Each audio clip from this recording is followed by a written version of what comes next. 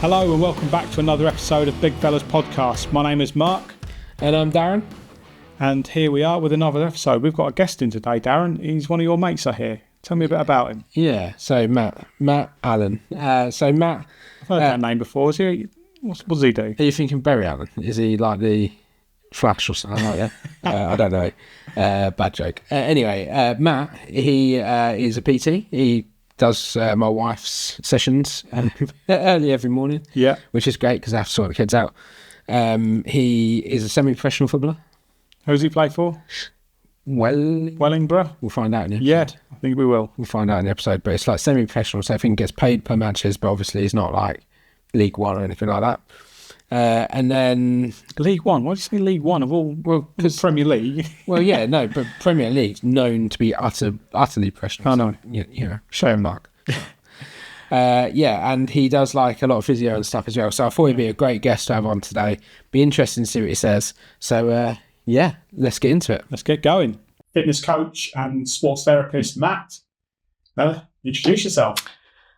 I'm Matt, and I'm 26, fitness coach and sports therapist. Play football as well. Been involved with football for my whole life, fitness pretty much my whole life as well. And yeah, that's what I love doing, fitness. He's a spring chicken, this one, isn't he? So, yeah, Matt, that's awesome. But first of all, who do you play for?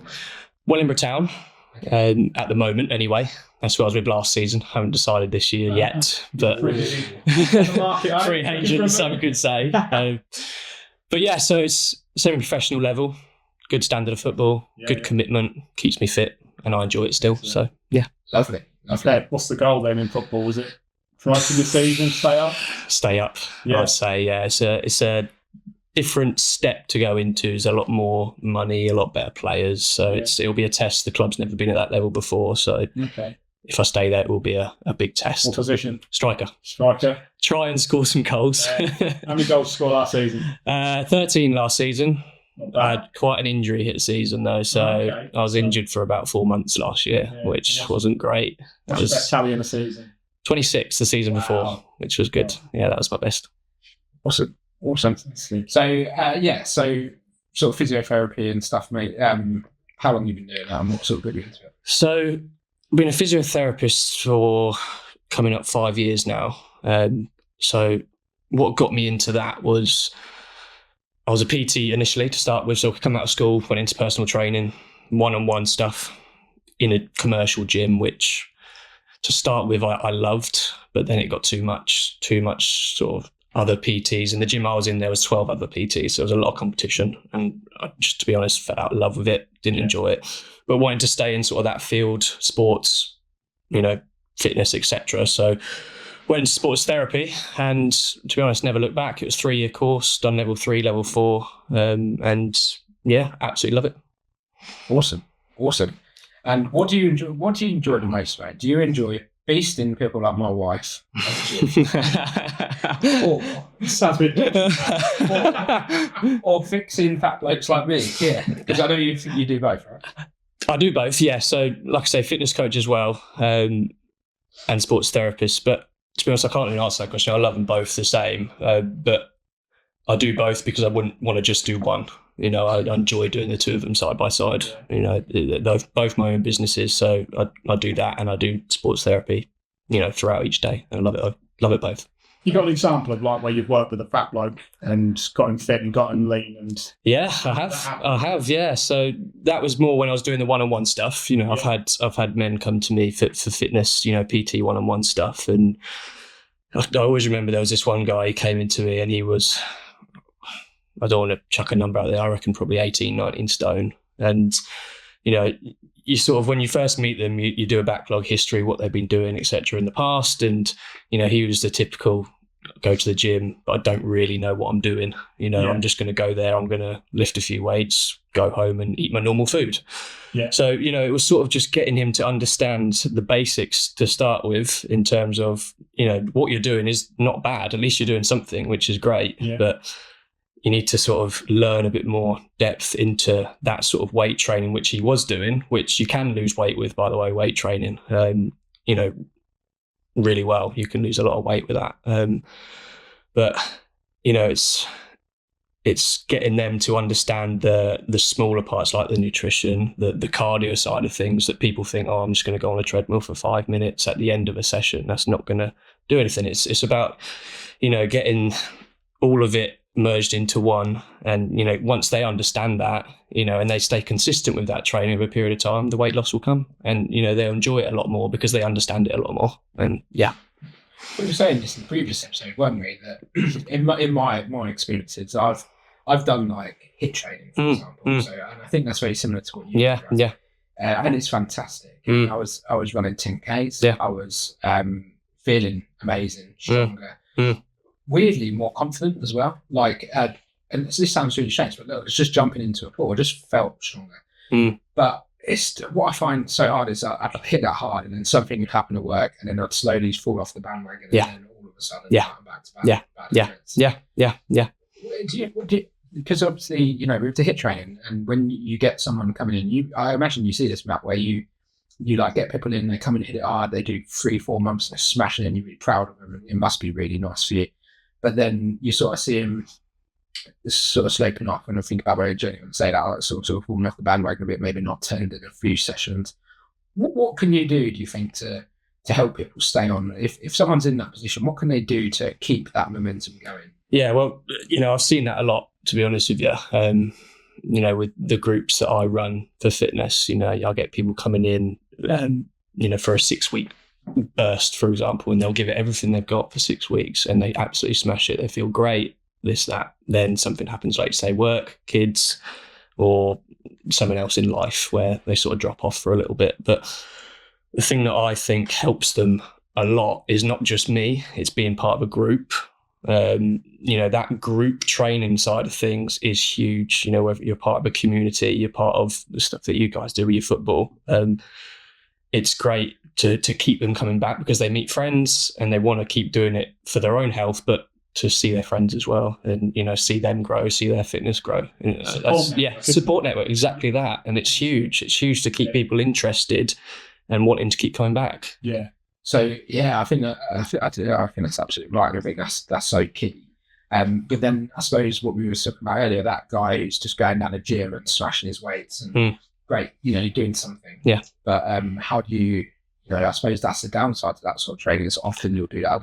Yeah, I mean, often, that side of training in a commercial gym is on your own. So yeah, it is, unless you do get that personal trainer that obviously keeps you interested. A lot of guys just go on their own, and they'll be doing their whatever training they're doing. They'll either hurt themselves because they don't have the knowledge. They'll get injured, stay away for a while, and they'll think, oh, I don't want to go back there because I don't want to get hurt again, or something like that. So I think that comes down to the knowledge about the training you're doing, I think.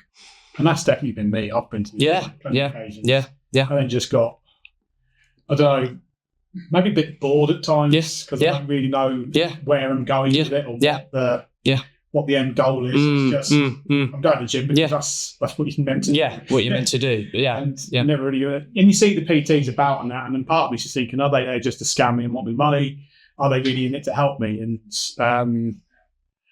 I guess where I'm think I'm going with this, but like, how do you start with someone? What's the beginning of the process? It's finding out their lifestyle. Yeah. Down to the roots of it, what they do for work, etc. This, that, and it's finding out a plan that works for them, that keeps them interested, so that when they do go to the gym, they've got their notepad or they've got their workout, so they know exactly, I'm going to be in the gym for 45 minutes. This is what I've got to do, and then I can go home, instead of turning up to the gym on your own. What am I going to do today? Wondering about, I'll do a little bit of this, do a little bit of that. That's when you lose interest. So, we invited you on to say, Matt, because you've got a wealth of experience sort of across everything for the people that we want this podcast to go out to. But one of the things that I really want to chat to you is that a lot of my friends, when they want to get fit, they'll go and hit the gym. And I think a lot of guys prefer weights. I don't know what it is, whether it's just guys just love to use their strength, and it's macho, isn't it? Yeah. You want to get big, build muscle. Social media. Yeah.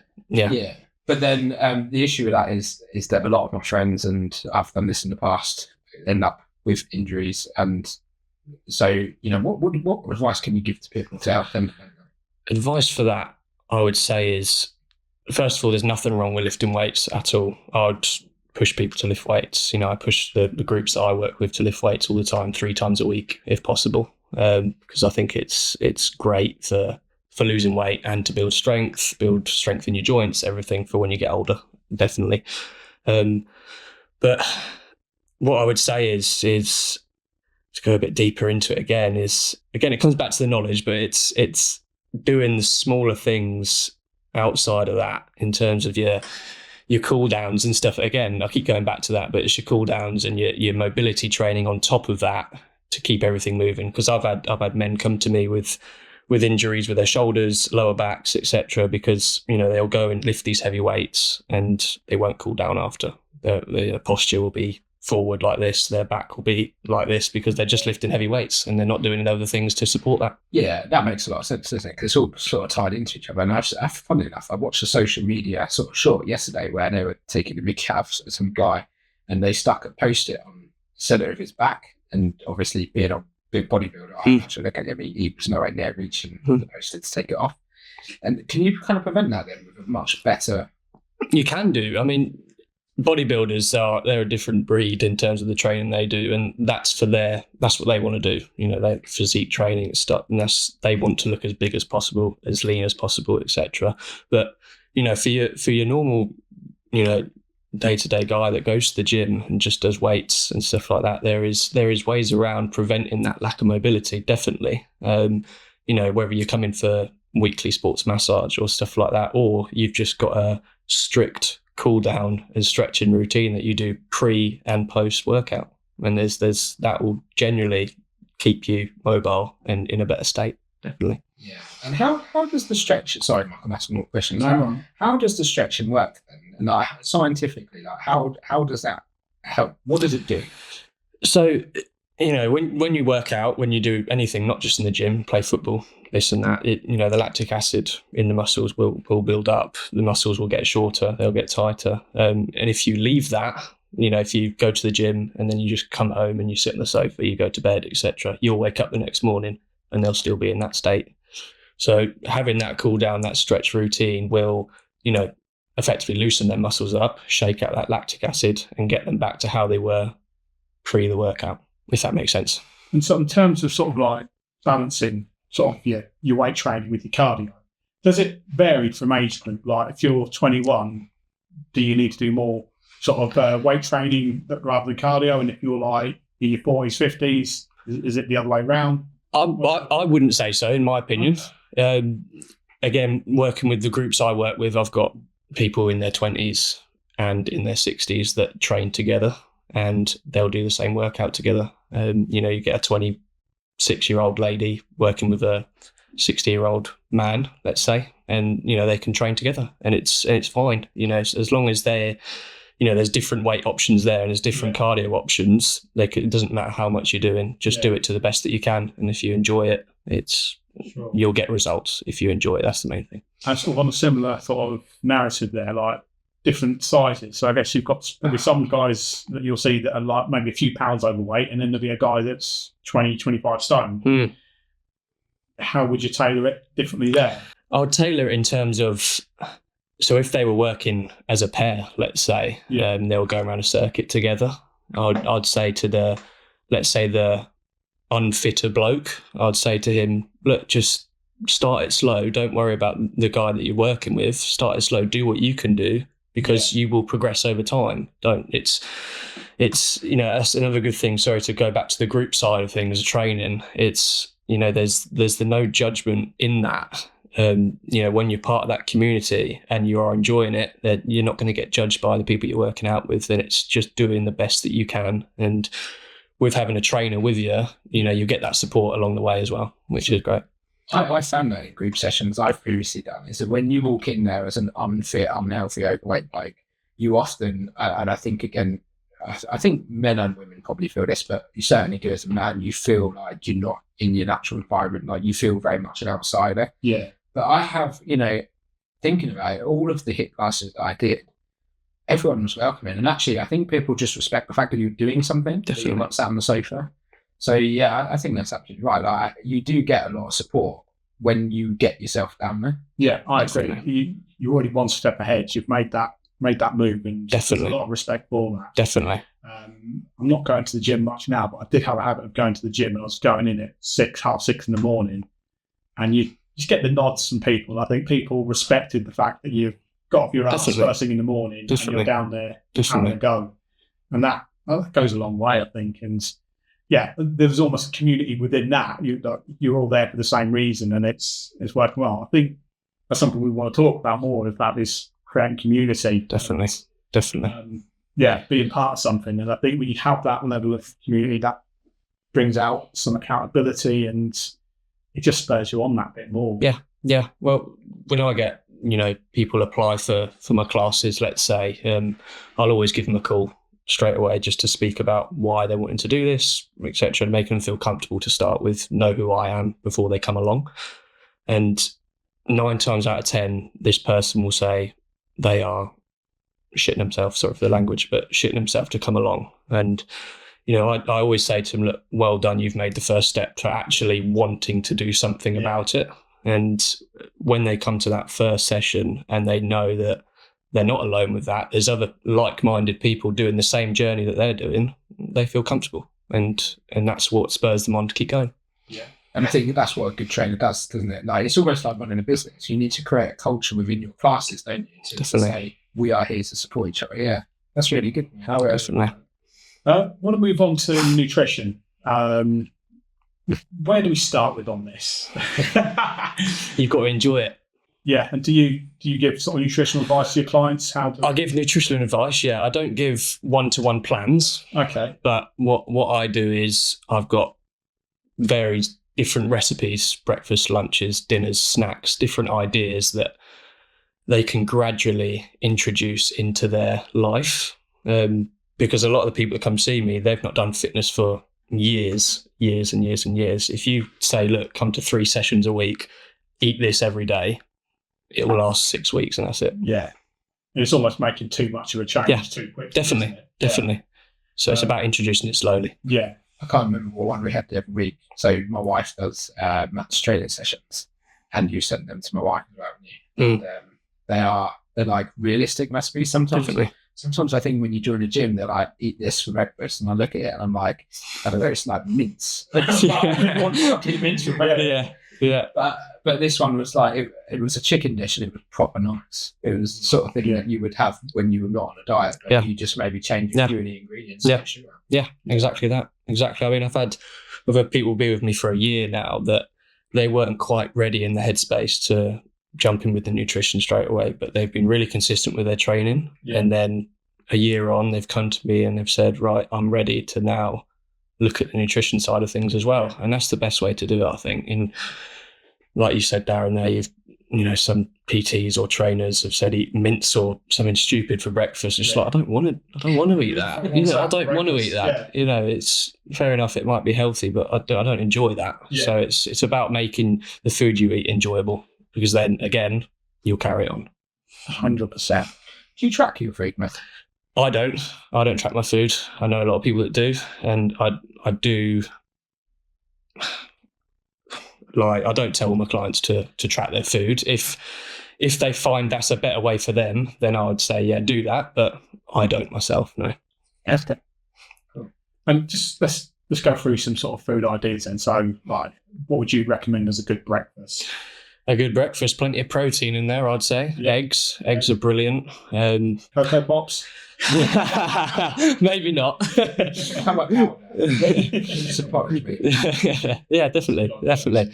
But you do get all these things from Aldi and stuff like that, protein yogurts and stuff, which I don't recommend. I was going to come on to that. Yeah, I don't recommend it because in my eyes, it's not proper protein. It's not your eggs, it's not your chicken, your stuff like that. I mean, it's okay, and if you need, as a snack, that's better than having 2 bags of crisps or something like that. But I'd never recommend to have a protein yogurt for breakfast and a banana. Have some eggs and a banana instead. There's better things to have. What about like whey protein and stuff like that?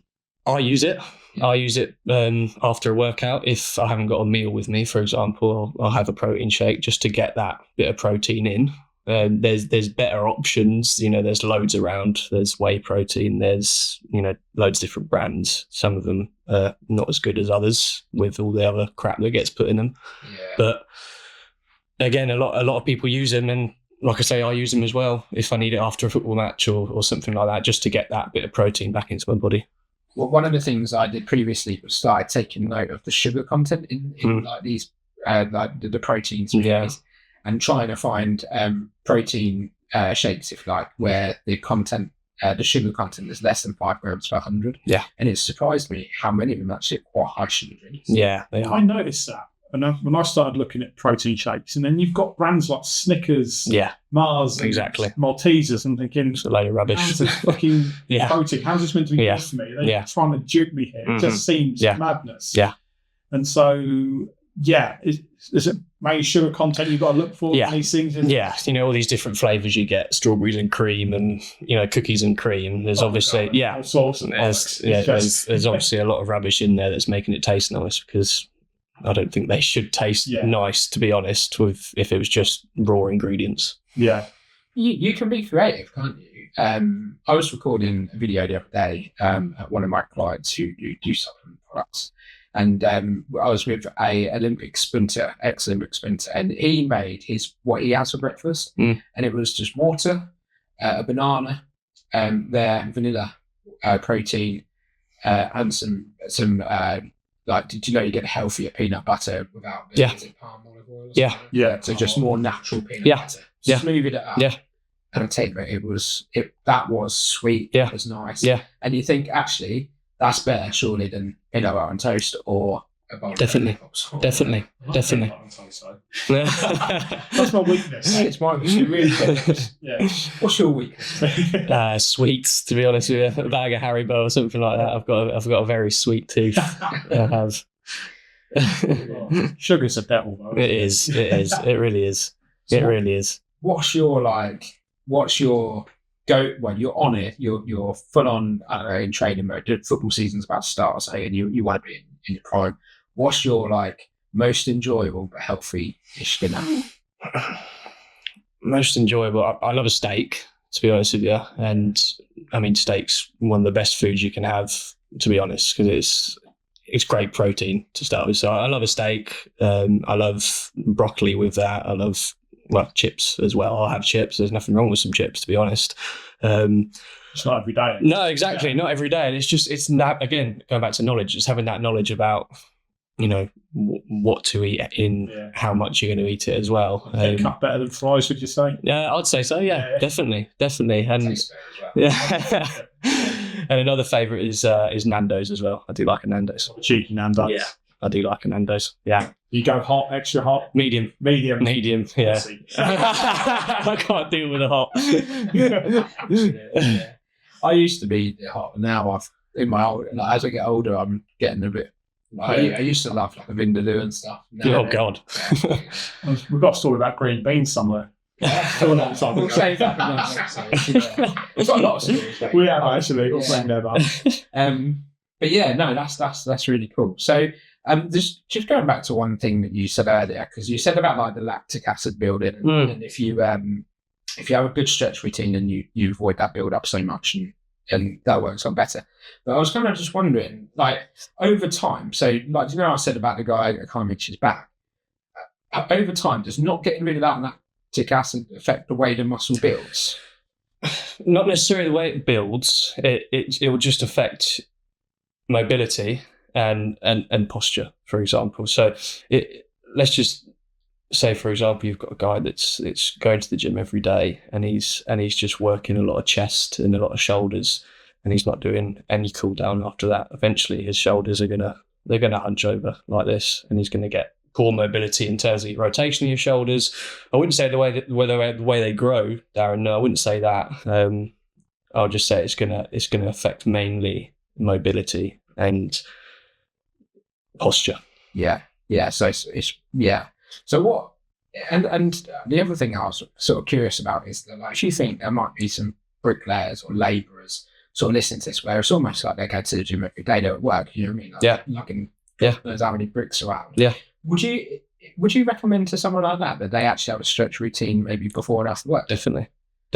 I didn't touch on this, but when I left school, I actually done a bit of labouring with a bricklayer just while I was studying, and their bodies were just a mess, an absolute mess. You know, they're, like you say, they are doing a workout, but they're not doing anything else because they don't want to go to the gym after they've done that work because it's intense work. And they get home, and I remember the guy used to always say to me, knackered when I get home, don't want to do anything, I just want to sit on the sofa. But I'll definitely say...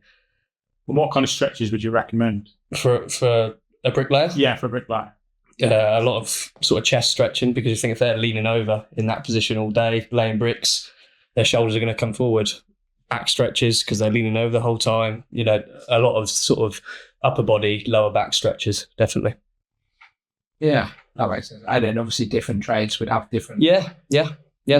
That's really interesting.